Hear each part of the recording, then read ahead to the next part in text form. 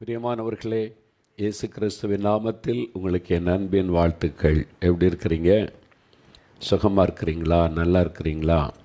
இந்த ஜெபிக்கலாம் நிகழ்ச்சியில் ஜெபிக்க ஆவலோடு காத்திருக்கிறீங்க. உங்களுக்காக நான் ஆண்டவரை ஸ்தோத்திரிக்கிறேன். சில சாட்சிகளை நான் வாசிக்கப் போகிறேன். ஆண்டவர் இயேசு எப்படிப்பட்ட அற்புதங்களை மக்களுக்கு செய்கிறார் என்று. அதன் பிறகு வீடியோவிலையும் 2 சாட்சியை பார்த்து அதன் பிறகு உங்களுக்காக நீங்கள் ஜெபிக்க போகிறீங்க. சரியா? முதலாவது சகோதரி பியூலா, மயிலாடுதுறை. ஒரு அற்புத காரியம் நடந்திருக்கு பாருங்கள். அவங்களுடைய ஜெபத்தை கேட்டு அவங்க சொல்கிறாங்க, என்னுடைய கணவருக்கு கடந்த ஜனவரி மாதம் 1 வாரமாக தொடர்ச்சியாக ஜுரம் இருந்து வந்தது. இதனால் மருத்துவமனைக்கு சென்று இரத்த பரிசோதனை செய்து பார்த்தபோது நார்மலாக 2 லட்சத்திற்கு மேல் இருக்க வேண்டிய வெள்ளை அணுக்கள் வெறும் 32,000 இருந்தது. நம்முடைய பிளட்டில், இரத்தத்தில் 2 லட்சத்திற்கு மேலே அந்த எண்ணிக்கை வெள்ளை அணுக்கள் இருக்கணுமா. ஆனால் 32,000 தான் இருந்தது. இதனால் உடனே மருத்துவமனையில் அனுமதிக்கப்பட்டு சிகிச்சை கொடுக்கப்பட்டது. 1 வாரம் தொடர்ச்சியாக சிகிச்சை பெற்றும் நாளுக்கு நாள் வெள்ளை அணுக்களின் எண்ணிக்கை மிகவும் குறைந்து கொண்டே தான் வந்தது. வெள்ளை அணுக்களின் எண்ணிக்கை மேலும் குறைந்தால் உயிருக்கே ஆபத்து என்பதால் என்ன செய்வதென்று தெரியாமல் நாங்கள் மிகவும் பயந்து கொண்டே இருந்தோம். இப்படிப்பட்ட சூழ்நிலையில் கடந்த ஜனவரி மாதம் 27ஆம் தேதி என் மாமியாரிடம் என் கணவரை பார்த்து கொள்ளும்படி சொல்லிவிட்டு நானும் என்னுடைய 2 மகள்களும் மருத்துவமனையில் இருந்து ஜெபிக்கலாமாக நிகழ்ச்சியை பார்த்து ஜெபிப்பதற்காக வீட்டிற்கு வந்தோம். ஆஸ்பத்திரியில் இருக்கிறாங்க, ஆஸ்பத்திரியில் கணவரை வச்சுருக்கிறாங்க. அன்றைக்கி ஜெபிக்கலாமாங்க நிகழ்ச்சி. அதனால் மாமியாரை நீங்கள் பார்த்து கொள்ளுங்கள், நாங்கள் போய் ஜெபிக்கலாமாக நிகழ்ச்சியை பார்த்து கணவருடைய சுகத்துக்காக ஜெபித்து விட்டு வருகிறோம் சொல்லி மனைவி 2 மகள்களோடு வந்திருக்கிறாங்க.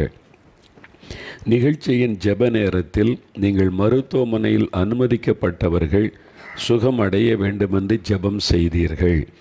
அந்த நேரத்தில் நானும் என்னுடைய பிள்ளைகளும் மிகுந்த பாரத்தோடு என் கணவருக்காக ஜெபம் செய்தோம். அன்று இரவு என் கணவருக்கு எடுக்கப்பட்ட இரத்த பரிசோதனையில் ஆச்சரியமான மாற்றம் ஏற்பட்டது. அதுவரை 22,000 இருந்த வெள்ளை அணுக்களின் எண்ணிக்கை 2 லட்சத்தையும் தாண்டிவிட்டது. ஜெபித்த மறுநாளே டிஸ்சார்ஜ் செய்யப்பட்டு என்னுடைய கணவர் வீட்டிற்கு வந்துவிட்டார். இப்பொழுது என்னுடைய கணவர் நல்ல சுகத்தோடு இருக்கிறார். ஜெபத்தை கேட்டு என்னுடைய கணவருக்கு அற்புதம் சுகந்தந்த இயேசுவுக்கு ஸ்தோத்திரம். இதுங்களா டிவிக்கு முன்னால் முழங்கால் படியிட்டு அந்த சகோதரி 2 பிள்ளைகளும் சேர்ந்து ஆஸ்பத்திரியில் இருக்கிற கணவருக்காக கருத்தாக ஜெபிச்சிருக்கிறாங்க. ஜெபித்த அன்றைக்கு ராத்திரியே, அப்போ இவங்க ஜெபிக்கிற நேரமே ஆண்டவர் ஆஸ்பத்திரியிலே தொட்டு விட்டார். வெள்ளை அணுக்கள் பெருக ஆரம்பித்தது. 22,000 2 லட்சத்தை தாண்டி விட்டது. பாருங்கள், ஜெபம் எவ்வளோ வல்லமை உள்ளது பார்த்தீங்களா? ஜெபம் ஏன் வல்லமை உள்ளதுன்னு சொல்லுகிறோம்? ஜெபத்தை கேட்கிற இயேசு வல்லமை உள்ளவர். நம்முடைய ஜெபத்தை கேட்டு உடனே ஒரு அற்புதம் செய்கிறார். இன்றைக்கி உங்கள் குடும்பத்தில் கூட யாரோ ஒருவர் ஆஸ்பத்திரியில் வைக்கப்பட்டிருக்கலாம். உங்களுடைய குழந்தையாக இருக்கலாம், கணவராக இருக்கலாம், மனைவியாக இருக்கலாம். ஒரு பதஷ்டத்தோடு இருந்து கொண்டு இருக்கலாம். நீங்கள் ஜெபிக்கும் போது பாருங்கள், ஆஸ்பத்திரியில் ஆண்டவர் அற்புதம் செய்வார். ஆஸ்பத்திரியில் இருக்கிற அவங்க அற்புத சுகம் அடைவாங்க. அதனால் ஆஸ்பத்திரியில் இருந்து கொண்டே கூட நீங்கள் ஜெபிக்கலாம். இன்றைக்கி இயேசு அற்புதம் செய்வார். அடுத்து ஒரு சாட்சி பாருங்கள். சகோதரி மேரி அல்ஃபோன்ஸ், கன்னியாகுமரியிலிருந்து எழுதியிருக்கிறாங்க. இவங்களுக்கு ஒரு பெரிய அற்புதத்தை இயேசு செய்திருக்கிறார் பாருங்கள். என்னுடைய தலையின் உள்பகுதியில் 10 வருடமாக ஒரு கட்டி இருந்தது. அதாவது டியூமர், தலைக்குள்ளே டியூமர்னு சொல்லிட்டாங்க டாக்டர்ஸ். இதனால் எப்பொழுதும் அதிகமாக வலித்து கொண்டே இருக்கும். எந்த வேலையும் என்னால் ஒழுங்காக செய்ய முடியாது. அதிக நேரம் படுத்தே தான் இருப்பேன். இதற்காக மருத்துவமனைக்கு சென்றபோது பரிசோதித்த மருத்துவர் அறுவை சிகிச்சை செய்ய வேண்டும் என்று கூறினார். அறுவை சிகிச்சை செய்வதற்கு நான் பயந்ததினால் மருத்துவர் கட்டி வளராமல் இருப்பதற்கு உங்கள் வாழ்நாள் முழுவதும் மாத்திரை சாப்பிட வேண்டும் என்று எழுதி கொடுத்தார்கள். டியூமர் தலைக்குள்ள ஆப்ரேஷன் பண்ணனா எல்லாருக்கும் பயந்தானே. மூளை பத்திரமா இருக்கக்கூடிய ஒரு இடம், ஏதாவது ஆச்சுன்னா லைஃபை முடிந்ததில்லை அந்த பயம். சரி, அப்போ வாழ்நாள் முழுதும் மாத்திரை போடுங்க என்பதாக சொல்லியிருக்கிறாங்க. ஒரு நாள் மாத்திரை சாப்பிடவில்லை என்றாலும் என்னால் தாங்க முடியாத அளவிற்கு தலைவலி வலித்து கொண்டே இருக்கும். இப்படி 10 வருடமாக என் தலையில் உள்ள கட்டியினால் மிகவும் வேதனைப்பட்டு வந்தேன். இப்படிப்பட்ட சூழ்நிலையில் கடந்த ஜூலை மாதம் 4ஆம் தேதி நாலுமாவடி தேவனுடைய கூடாரத்தில் நடைபெற்ற அற்புத விடுதலை பிரார்த்தனை ஜெபத்தில் கலந்து கொண்டேன். அன்று சகோதரி செல்லராணி அப்பாதுரை அவர்கள் செய்தி கொடுத்து ஜெபம் செய்தார்கள். அவர்கள் ஜெபித்து கொண்டிருக்கும் பொழுதே தேவனுடைய வல்லமை என்மேல் ஜில்லென்று இறங்கியதை உணர்ந்தேன். உடனே என் தலையில் உள்ள வலி நின்று விட்டது. அப்பொழுதே என் தலையிலிருந்து பெரிய பாரத்தை இறக்கி வைத்தது போல் என் தலை மிகவும் லகுவானது. அன்றிலிருந்து இன்று வரை மறுபடியும் வலி வரவே இல்லை. 10 வருடமாக சாப்பிட்டு கொண்டு வந்த மாத்திரையை அன்றே நிறுத்திவிட்டேன். ஒரு நாள் கூட மாத்திரை சாப்பிடவில்லை. என்றாலும் தாங்க முடியாமல் இருந்து வந்த வலி இப்பொழுது இல்லை. ஜெபத்தை இயேசு கேட்டு 10 வருடமாக என் தலையிலிருந்த கட்டியை நீக்கி பரிபூரண சுகத்தை கொடுத்த இயேசுவுக்கு நன்றி செலுத்துகிறேன். இப்படி வந்த இடத்துல தான் சகோதரி செல்லராணி அப்பாதுரை அவர்கள் அன்றைக்கி செய்தி கொடுத்து ஜெபிச்சாங்க. ஆண்டவருடைய கரம் தொட்டது பாருங்கள். அப்போது ஆண்டவர் உடனே அவனுடைய தலையிலே ஒரு மாற்றம், பாரம் இறங்கினது, ஒரு பூரண விடுதலை. 10 வருஷமாய் இருந்த தலைக்குள்ள இந்த டியூமர் கட்டியை ஆண்டவர் மறைய பண்ணிட்டார். இன்றைக்கு உங்களுக்கு செய்வார். நீங்கள் இருக்கிற இடத்திலேயே ஜெபிக்கும் போது அற்புதத்தை பெற்றுக்கொள்ள முடியும். இன்னொரு சகோதரி லட்சுமி சென்னையிலிருந்து அவங்க சாட்சி சொல்லியிருக்கிறாங்க. சகோதரி லட்சுமி சென்னை, என்னுடைய பேத்திக்கு இப்பொழுது 7 வயதாகிறது. 7 வயது பேத்தி. அவள் பிறந்து 6ஆவது மாதம் வரை நன்றாக இருந்தாள். 6ஆவது மாதத்தில் இருந்து அவளுடைய சரீரத்தில் எந்தவித வளர்ச்சியும் இல்லாமல் நாளுக்கு நாள் மெலிந்து கொண்டே வந்தாள். வயது கூடினாலும் சரியான வளர்ச்சி இல்லாமல் பார்ப்பதற்கு மிகவும் மெலிந்து எலும்பும் தோலுமாக பரிதாபமாய் காணப்படுவாள். மேலும் கடந்த 2 வருடமாக தொடர்ச்சியான இருமலினால் பாதிக்கப்பட்டாள். அதிகமாக இருமும் போது வாந்தி வந்துவிடும். தொடர் இருமலினால் இரவு தூங்க முடியாமல் மிகவும் வேதனைப்படுவாள். அவள் படும் வேதனை பார்த்து எங்கள் குடும்பத்தில் உள்ள அனைவரும் மனதளவில் பாதிக்கப்பட்டோம். இதற்காக மருத்துவமனைக்கு சென்றோம். பரிசோதித்த மருத்துவர் எல்லா பரிசோதனைகளை மேற்கொண்டும் அவளுடைய சரீரத்தில் எந்த பிரச்சனையும் இல்லை. எதனால் இந்த பாதிப்பு என்று தெரியவில்லை. எல்லாம் நார்மலாக இருக்கிறது என்று கூறிவிட்டனர். இருமலுக்கு மருந்து மாத்திரைகளை சாப்பிட்டும் எந்த மாற்றமும் ஏற்படாமல் இருந்தது. இப்படிப்பட்ட சூழ்நிலையில் ஜெபிக்கலாமாக நிகழ்ச்சியை பார்த்து நாங்கள் குடும்பமாய் என்னுடைய பேத்திக்காக ஜெபித்து கொண்டு வந்தோம். நாங்கள் ஜெபிக்க கடந்த ஜனவரி மாதத்திலிருந்து என்னுடைய பேத்தியின் சரீரத்தில் மாற்றம் ஏற்பட ஆரம்பித்தது. ஜெபிக்க மாற்றம். நாம் ஆண்டவரிடத்தில் கேட்க ஆண்டவருடைய கரம் அற்புதம் செய்கிறது. பாருங்கள், 7 வயசு ஆயிட்டு, வளர்ச்சி அதுக்கேற்றபடி இல்லை. இந்த கொடிய நோயினால் மகள் கஷ்டப்பட்டு மெலிந்து கொண்டே வந்தாள். இப்போ குடும்பமாக இந்த டிவி நிகழ்ச்சியை பார்த்து ஜெபிக்கிறாங்க. ஜெபிக்க சரீரத்தில் மாற்றம். இப்பொழுது நார்மலாக ஒரு 7 வயது குழந்தை எப்படி இருக்குமோ அப்படி இருக்கிறாள். பார்த்திங்களா, 6 மாதத்துலேருந்து வளர்ச்சியே இல்லை. வயசு தான் ஏற உடம்பு வளர்ச்சி இல்லை. அப்போ நார்மலான நிலைமையில் குழந்தை இல்லை. ஆனால் இன்றைக்கு ஆண்டவர் தொட்டு விடுதலை கொடுத்த உடனே 7 வயசுக்கு அந்த வயதுக்கு ஏற்ற வளர்ச்சியும் ஆண்டவர் உண்டாக்கி விட்டார். இதான் அற்புதம். சிலர் சொல்லுவாங்க, ஏன் வயசு 5 ஆகுது ஆனால் 2 வயசு குழந்தை மாதிரி இருக்குது, அப்படிலாம் கூட கொண்டு வருவாங்க. உங்கள் குழந்தை அந்த மாதிரி பாதிக்கப்பட்ட நிலைமையில் இருக்கலாம். குழந்தை ஏதோ ஒரு நோயினால் பாதிக்கப்பட்டு குழந்தையினுடைய சரீர வளர்ச்சி இல்லை, சரீரத்தில் பெரிய மாற்றங்கள், நார்மல் சைல்டாக அது இல்லை, ஸ்பெஷல் சைல்டாக இருக்குது, அப்படிலாம் நீங்கள் கஷ்டப்பட்டு கொண்டு இருக்கலாம். மூளை வளர்ச்சி இல்லை, சரீர வளர்ச்சி இல்லை.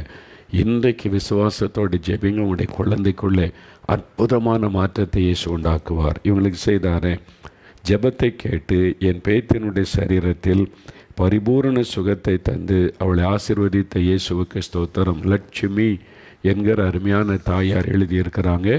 உங்களுக்கு அதே மாதிரி அற்புதம் இன்றைக்கு இயேசு செய்வார். 4வது சகோதரி விஜயா, நாசரத், நாசரேத்திலிருந்து எழுதியிருக்கிறாங்க.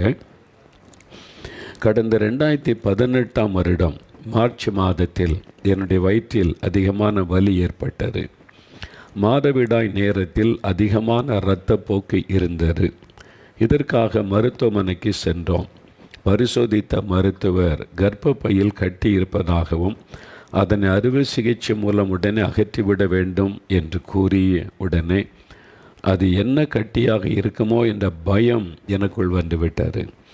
இதனால் அறுவை சிகிச்சை செய்வதற்கு நான் செல்லவில்லை. இயேசுவின் மேல் விசுவாசம் வைத்து தொடர்ச்சியாக ஜெபித்து கொண்டு வந்தேன். 2020 வருடம் ஜெபிக்கலாமாக நிகழ்ச்சி ஆரம்பித்த நாளிலிருந்து அதை பார்த்து விசுவாசத்தோடு ஜெபித்து கொண்டு வந்தேன்.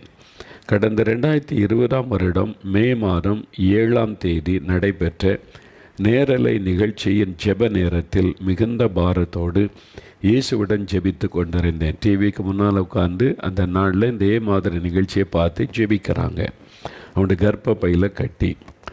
அப்பொழுது நீங்கள் என்னுடைய பெயரை சொல்லி அழைத்து, உங்கள் கர்ப்பப்பையில் உள்ள கட்டி மறைகிறது, இப்பொழுதே இயேசு உங்களை குணமாக்குகிறார் என்று சொல்லி ஜெபம் செய்தீர்கள். பாருங்கள், கர்ப்பப்பையில் கட்டி அவனுடைய பெயரையும் ஆண்டவர் சொல்கிறாரு, வியாதியும் சொல்கிறார். அவனுடைய கர்ப்பப்பையில் கட்டி இருக்குது, அதுக்காக தான் நீ ஜெபிக்கிற மகளே அப்படின்னு சொல்லி அதை குணமாக்குகிறார் என்று சொன்ன உடனே நீங்கள் ஜெபித்த அதே நேரத்தில் தேவனுடைய வல்லமை என் மேல் இறங்கியது. அந்த நாளிலிருந்து என்னுடைய வயிற்று வலி நின்று விட்டது. அப்பொழுதே என் கர்ப்பப்பையில் உள்ள கட்டியும் மறைந்து விட்டது. இப்பொழுது நான் நல்ல சுகத்தோடு இருக்கிறேன். ஜெபத்தை கேட்டு அறுவை சிகிச்சை இல்லாமல் அற்புதமாக கட்டியை மறைய செய்த இயேசுவுக்கு நன்றி. இப்படிலாம் கூட நடக்குமாங்க? இயேசு செய்கிறார்ல. இந்த மாதிரி 1-2 ஆயிரக்கணக்கான சாட்சிகள். இயேசு கிறிஸ்து அற்புதமான ஒரு ஆண்டவர். உண்மையான விசுவாசத்தோடு இயேசுவே நீங்கள் எனக்கும் ஒரு அற்புதம் செய்யுங்க அப்படின்னு உண்மையாக ஜெபிச்சிங்கன்னா இயேசு உங்களுக்கு அற்புதம் செய்து விடுவார். அது கேன்சர் கட்டியாக இருக்கலாம், டிபி கட்டியாக இருக்கலாம், தைராய்டு கட்டியாக இருக்கலாம், கர்ப்பப்பையிலுக்கு ஏதோ ஒரு சிஸ்டாக இருக்கலாம். எதுவானாலும் மறையும்படி செய்து விடுவார். ஒரே ஒரு தொடுதல், அவ்வளோதான். இயேசு தொடுவார். இயேசுடைய கையில் தழும்புகள் இருக்குல்ல, அந்த தழும்புகளால் நாம் குணமாகிறோம். சரி, அடுத்து சகோதரி சிந்து, பெங்களூர். அங்கிருந்து, எனக்கு 10 வயதில் ஒரு மகன் இருக்கிறான். 10 வருடம் கழித்து 2வது குழந்தையை கருத்தரித்தேன். 5வது மாதத்தில் பரிசோதனைக்காக மருத்துவமனைக்கு சென்றபோது இப்படி பரிசோதித்த மருத்துவர் குழந்தையின் தொடை பகுதியில் உள்ள எலும்பு சரியாக வளர்ச்சி இல்லாமல் இருக்கிறது என்று சொன்னார். 7வது மாதத்தில் பரிசோதித்த போது குழந்தையின் சரீரத்தில் உள்ள எல்லா எலும்புகளும் சரியான வளர்ச்சி இல்லாமல் இருக்கிறது. குழந்தை பிறந்தால் குழந்தைக்கு பல பாதிப்புகள் ஏற்பட வாய்ப்பு இருக்கிறது என்று கூறினார்கள். இதை கேட்டதிலிருந்து நாங்கள் மனத அளவில் மிகவும் பாதிக்கப்பட்டோம். இப்படிப்பட்ட சூழ்நிலையில் 4 மாடியில் உள்ள 24 மணி நேர ஜெப மையத்திற்கு தொடர்பு கொண்டு ஜெபிக்க கேட்டுக்கொண்டேன். ஊழியர்களும் பாரத்தோடு ஜெபம் செய்தார்கள். அடிக்கடி தொடர்பு கொண்டு ஜெபித்து கொண்டு வந்தேன். நாங்களும் குடும்பமாக விசுவாசத்தோடு ஜெபித்து கொண்டு வந்தோம். ஜெபத்தை கேட்ட ஆண்டவர் கடந்த ஜூலை மாதம் 12 எந்தவித குறைபாடும் இல்லாமல், எலும்புகளில் எந்த பாதிப்பும் இல்லாமல் ஒரு அழகான ஆண் குழந்தையை கொடுத்து தேவனுங்களை ஆசீர்வதித்திருக்கிறார். ஜெபத்தை கேட்டு அற்புதம் செய்த இயேசுவுக்கு மகிமை செலுத்துகிறோம். கர்ப்பத்தில் இருக்கிற குழந்தை அப்பப்போ ஸ்கேன் பண்ணி பார்ப்பாங்க, அவருடைய வளர்ச்சி எப்படி இருக்குது என்பதெல்லாம். அதில் தான் எலும்பு பாதிக்கப்பட்டிருக்கிறது. அப்புறம் அடுத்த முறை சோதித்தா சரித்துள்ள எல்லா எலும்புகளுக்குமே பாதிப்பு, நார்மல் சைல்டாக இருக்காதுன்னு சொல்லி. அப்போ இவங்க விசுவாசித்தாங்க, இயேசு அதை நார்மல் சைல்டாக பூரண வளர்ச்சியுள்ள குழந்தையாக தர முடியும். அது எலும்பு பாதிக்கப்பட்டிருந்தாலும் சரீரத்தை சுகமாக்க முடியும். கர்ப்பத்தில் இருக்கிற குழந்தை இயேசு தொட்டு குணமாக்க முடியும்னு விசுவாசித்தாங்க. விசுவாசத்தோடு அவங்க ஜெபித்தாங்க. பாருங்கள், டிவியை பார்த்து ஜெபிக்கிறாங்க. நம்முடைய ஜெப சென்டருக்கு ஃபோன் பண்ணி கூட மற்றவங்களோட இணைந்து ஜெபிக்கிறாங்க. ஜெபம் வல்லமை உள்ளது. ஏன் தெரியுமா? ஜெபத்தை கேட்கிற இயேசு வல்லமை உள்ளவர். இயேசுவேன்னு கூப்பிட்டு ஜெபிச்சா அற்புதம் செய்கிறார். நல்ல அழகான ஆரோக்கியமான குழந்தையை கொடுத்தார். நீங்களும் கர்ப்பத்தில் இருக்கிற குழந்தை குறித்து பயந்துக்கிட்டு இருக்கிறீங்களா? ரிப்போர்ட் இப்படி சொல்லுதே, அப்படி ஆயிரமுனை கலங்குறீங்களா? இயேசுவால் கூடாத காரியம் ஒன்றுமே கிடையாது. அவர் அற்புதங்களின் தேவன். அவர் இன்றைக்கு உங்களுடைய கர்ப்பத்தில் இருக்கிற குழந்தையை தொட்டு நல்ல சுகம் கொடுத்து பூரண வளர்ச்சியோடு அழகான குழந்தையாக தர முடியும். அதனால் நீங்கள் கை வைத்து கருத்தாக ஜெபம் பண்ணுங்க, விசுவாசத்தோடு இயேசு அற்புதம் செய்வார். சரியா? நான் ஏற்கனவே சொன்னேன்ல, ஒரு இஸ்லாமிய குடும்பத்தை சார்ந்த கணவன் மனைவி வந்தாங்க. அவங்களுக்கு ஏற்கனவே ஒரு அழகான குழந்தை இருக்குது. அப்போ சொன்னாங்க, அந்த சகோதரி கர்ப்பஸ்திரியாக இருந்தாங்க. டாக்டர்ஸ் ஸ்கேன் பண்ணிவிட்டு சொன்னாங்க, குழந்தை பூரண வளர்ச்சி இல்லை, என்ன குழந்தை முழுமையான ஆரோக்கியமான குழந்தையாக இருக்காது, அது மாதிரி வளர்ச்சி இல்லை, இது வந்து கலைச்சிருங்கன்னு சொன்னாங்க. அவங்க வந்து என்கிட்ட ஜெபிக்க வந்தாங்க 4 மாவட்டியில். அப்போ ஐயா ஜெபிக்கணும், இது மாதிரி டாக்டர் சொல்கிறாங்க, ஸ்கேன் ரிப்போர்ட்டில் சொல்லுதுன்னு சொல்லி. நான் என்ன ஜெபிக்கணும், நீங்கள் என்ன விசுவாசிக்கிறீங்க? ஆண்டவர் தான் இந்த குழந்தையை கொடுத்தாரு, அதை பூரண வளர்ச்சியோட ஆரோக்கியமான குழந்தையாக இயேசு தருவார்னு நான் விசுவாசிக்கிறேன். நீங்கள் ஜெபிக்கிறீங்களான்னாங்க. நான் உங்கள் விசுவாசத்தின்படி ஜெபிக்கிறேன். கணவன் மனைவி 2 பேரும் ஒருமனப்பட்டு வந்தாங்க. அவங்களுக்காக ஜெபித்து அனுப்பினேன். மறுபடியும் 2-3 மாதம் கழித்து மறுபடியும் வந்தாங்க. அப்பவும் டாக்டர்ஸ் செக் பண்ணிவிட்டு, இதை பூரண வளர்ச்சி இல்லை, இந்த குழந்தை வந்து பாதிக்கப்பட்ட குழந்தை, நீங்கள் வந்து ஒன்று கை இருக்காது, கால் இருக்காது, கண் இருக்குது, அப்படி ஏதாவது பாதிப்பு இருக்கும், இது வேண்டான்னு சொன்னாங்கன்னாங்க. நீங்கள் என்ன விசுவாசிக்கிறீங்க? இல்லை, இயேசு எங்களுக்கு நல்ல பூரண அழகான குழந்தை தருவார், ஜெபம் பண்ணுங்க. சரி என்று அவங்களுடைய விசுவாசத்தின்படி ஜெபித்து அனுப்பினேன். மறுபடியும் வந்தாங்க, குழந்தையோடு வந்தாங்க. அழகான குழந்தை, ஆரோக்கியமான குழந்தை, அது மாதிரி அற்புதமான ஒரு சுகம், ஒரு ஆரோக்கியத்தை கத்தர் கொடுத்து கணவன் மனைவின்ற மகிழ்ச்சியோடு இயேசுவுக்கு நன்றி சொல்லிட்டு போனாங்க. அதான் இயேசு உங்களுக்கு அற்புதம் செய்வார். அவர் மத வித்தியாசம், இன வித்தியாசம் எதுவும் அவர் பார்க்க மாட்டார். இயேசுவேன்னு கூப்பிட்டா போதும், இயேசு அற்புதம் செய்வார். சரி, இப்போது 2 சாட்சியை வீடியோவில் நீங்கள் பார்க்க போகிறீங்க. ஒன்று சகோதரி ஞான சௌந்தரி குரம்பேட்டை, சென்னையில் குரம்பேட்டைன்ற இடத்துல இருக்காங்க. இவங்களுக்கு 38 வருஷமாக ஒரு பிரச்சனை. 38 வருஷம். வேதத்தில் ஒரு மனுஷன் 38 வருஷம் வியாதி படுக்கையில் இருந்தான், இயேசு அவனை குணமாக்கினார் என்று யோவான் 5 அதிகாரத்தில் எழுதப்பட்டிருக்கு. இவங்களுக்கும் 38 வருஷம் ஒரு வியாதி. எப்படி இயேசு சுகமாக்கினார்? 38 வருஷம் வீசிங் ப்ராப்ளம், ஈஸ்னோஃபிலியா பிளட்டில் கலந்துருக்குது, அதனால் இந்த வியாதின்னு சொல்லி 3 வேளை மாத்திரை போட்டாலும் அது எழுப்பம் மறையில். ஆஸ்துமா வியாதி. 38 வருஷம் எவ்வளோ வேதனைப்பட்டிருக்கேன், வாழவே விருப்பம் இல்லைன்ற அளவுக்கு அந்த வியாதியின் வேதனை. நீங்கள் அப்படி கஷ்டப்படுறீங்களா? இன்றைக்கி இயேசு உங்களை குணமாக்குவார். ஒரு நாள் விசுவாசத்தோடு ஜெபித்த ஜெபம். இன்றைக்கி எந்த வியாதியாக இருந்தாலும் நம்ம ஜெபிக்கும்போது விசுவாசத்தோடு ஜெபிங்க. இன்றைக்கி இயேசு உங்களுக்கு அற்புதம் செய்து விடுவார். இன்னொரு சாட்சியை பார்க்க போகிறீங்க. சகோதரர் லீமா ரோஸ், கோயம்புத்தூரில் இருந்து சகோதரர் லீமா ரோஸ் அவங்க. இவங்களுக்கு 24 வருஷ வியாதி. அவங்களுக்கு 38 வருஷம், இவங்களுக்கு 24 வருஷம். சிலர் நினைக்கலாம் இந்த வியாதி ரொம்ப காலமாக இருக்குது, அவ்வளோதான் நினைக்கலாம். எத்தனை வருட வியாதியாக இருந்தாலும் இயேசுவால் குணமாக்க முடியும். 24 வருஷம் எவ்வளோ பெரிய வேதனை இல்லை? 24 வருஷம். இடுப்பில் எலும்பில் வலிச்சா ஸ்பைனல் கார்டிலேருந்து மேலே வரைக்கும் அந்த வலி பிடிக்குமா? எவ்வளோ கஷ்டப்பட்டுருக்கிறாங்க. ஆனால் ஒரே ஒரு விசுவாசமுள்ள ஜெபம், இயேசுடைய ஒரு தொடுதல், அதை உணர்ந்திருக்கிறாங்க. பவர் இறங்கினதை, எலும்பில் சம்திங் நடக்கிறத ஃபீல் பண்ணியிருக்கிறாங்க. சிலர் அப்படி தான், யாரும் தொட்ட மாதிரி இருந்துச்சுப்பாங்க. சிலர் எலக்ட்ரிக் ஷாக் அடித்த மாதிரி இருந்தப்பாங்க. சிலர் வந்து ஒரு வல்லம் அப்படியே தொட்ட மாதிரி இருந்துச்சு. இயேசுடைய தொடுதல் இன்றைக்கு உங்களை தொடுவார். ஆண்டவரை சரிப்படுத்திடுங்க. இவங்களுக்கு சரிப்படுத்த எலும்பில் எனக்கு பிரச்சனை, அது மாதிரி ஆத்தரைட்டிஸ் இருக்குது, அல்லது ஸ்பைனல் கார்டில் பிரச்சனை, என்னுடைய கை கால்களில் எலும்புலெல்லாம் பாதிப்பு, என்னையும் சரிப்படுத்துங்க. பார்த்திங்களா? அவங்க சாட்சியை கேட்டு அதே மாதிரி எனக்கு செய்யுங்க. அதுக்கு தான் அந்த சாட்சி. உங்கள் விசுவாச பலன் அடைய இப்போ ஜெபிக்க போகிறோம். 5 நிமிடம் தான் உங்களுக்கு வாய்ப்பு. இந்த 5 நிமிடத்தில் கண்களை மூடி இயேசுவை நினைத்து நீங்கள் வியாதி உள்ள இடத்துல கை வைத்து ஜெபிக்கணும். எங்கெங்கே பாதிப்பு இருக்கோ அங்கே கை வைத்து, இயேசுவே என்னை தொடுங்க, இயேசுவே என்னை குணமாக்குங்க அப்படி சொல்லி நீங்கள் ஜெபிக்கணும். ஒருவேளை பாவம், பாவக்கட்டுகள், சில விட முடியாத பாவ பழக்கங்கள் விடுதலை வேணும்னா இருதயத்தில் கை வைத்து ஜெபிக்கணும். சரியா? அப்படியே கண்களை மூடுங்க. முடிந்தவர்கள் முழங்கால் படியிடுங்க, முடியாதவங்க பரவாயில்லை, அப்படியே கை வைத்து ஜெபிக்க ஆரம்பிங்க. இயேசுவே உமக்கு ஸ்தோத்திரம், இவ்வளோ பேருக்கு அற்புதம் செய்திருக்கிறீரே, உமக்கு நன்றி.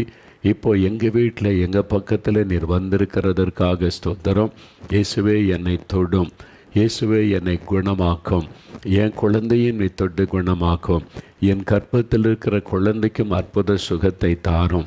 ஆஸ்பத்திரியில் இருக்கிற எனக்கு பிரியமானவர்கள், என் கணவர், என் மனைவி, என் பிள்ளைகள், ஆஸ்பத்திரியில் இருக்கிற எனக்கு பிரியமானவங்க ஆபத்தில் இருக்கிறாங்க, தொட்டு குணமாக்குங்க. இயேசுவை இத்தனை வருஷமாக இந்த வியாதி என்னை தொடர்ந்துக்கிட்டே இருக்குது, என்னை தொடுங்க. இயேசுவின் நாமத்தில் எனக்கு சுகம் உண்டாகட்டும். இயேசுவே என்னை தொட்டு குணமாக்குங்க. என் கண்களிலே சுகம் கொடுங்க, என் காதுகளிலே சுகம் உண்டாகட்டும், என் எலும்புகளிலே இயேசுவை சுகம் கொடுங்க. என் பிளட்டில் இருக்கிற பிரச்சனை மறையும்படி அற்புதம் செய்யுங்க. என் இருதயத்தை இயேசுவை தொட்டு குணமாக்குங்க.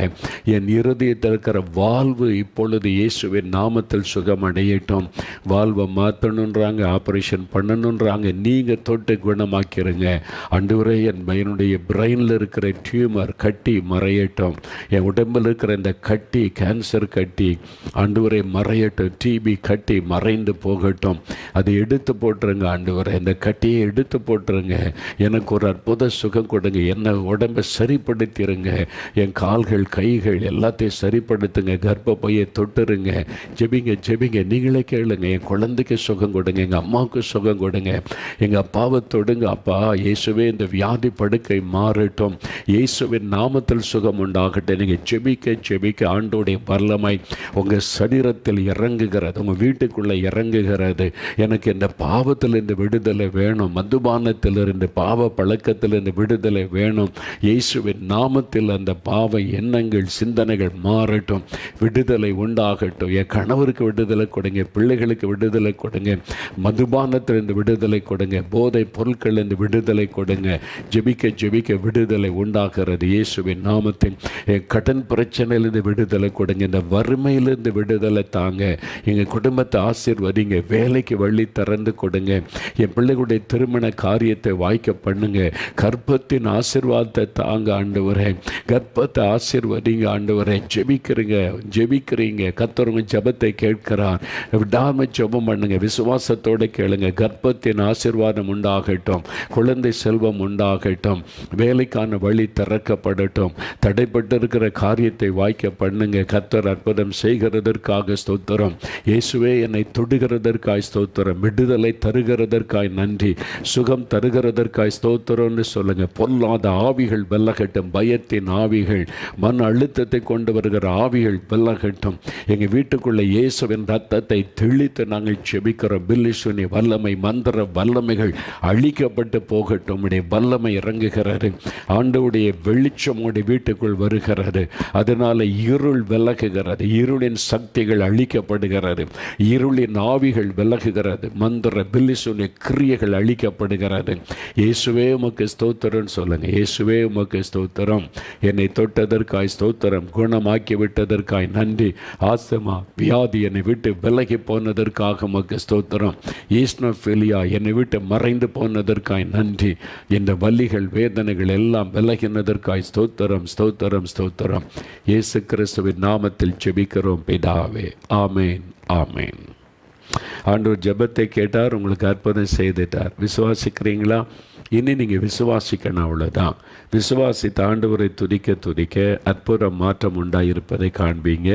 உடைய ஜெபம் கேட்கப்பட்டு விட்டது. இந்த நாள்லேருந்து ஒரு மாற்றத்தை நீங்கள் கட்டாயம் பார்ப்பீங்க.